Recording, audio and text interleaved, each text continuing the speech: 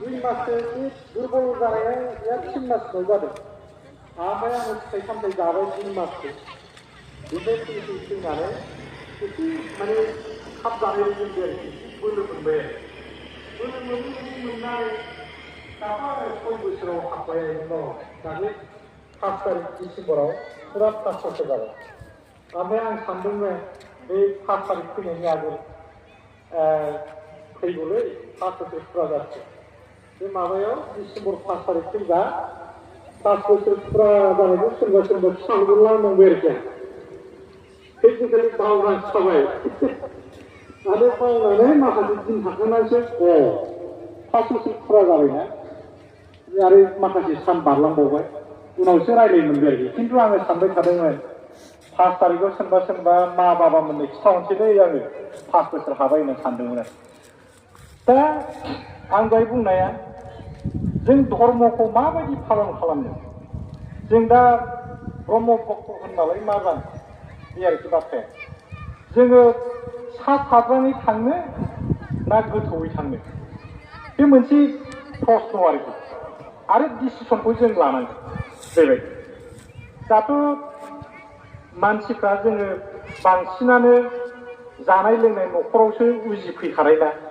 उजिफैयाखै होनबा उन्दैनिफ्रायनो जौबो लोंदों ना बेदरबो जादों आंथ' एन्जर सायबो जादों आरो बासायाव एन्जर मासेबो थानो हाया ओरैबायदि गन फिसा लानानै फैगोन आरोखि बासाखौ लासै थुबाथाय बे ओरै ओंखारबोसिगोन ओंखारोबाथाय लबार लानानै जिउ गावबाय आरोखि गांलाब ओरैबायदि ओमफ्राय एन्जरखौबो साबाय आरो बिदिनो एम्बुखौबो साइकेल टायार लालायनानै मोनायाव नागिरनानै जाबाय दा बेबायदि परिबेसाव जोङो देरबोनाय आरो बेबायदि देरबोनाय मानसिया नैबे गेजेर ससेयाव निरामिस जानायफ्रा बहुद कठिन जायो खिन्थु कठिन जायोब्लाबो आइमोन बाबामोन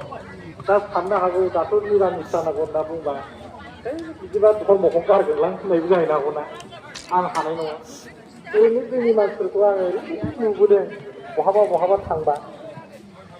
गावस्रा राजखान्थि हान्जाफ्राव बा बहाबा हाबनानै थानानै माबा माबि नांनो खमलायगोन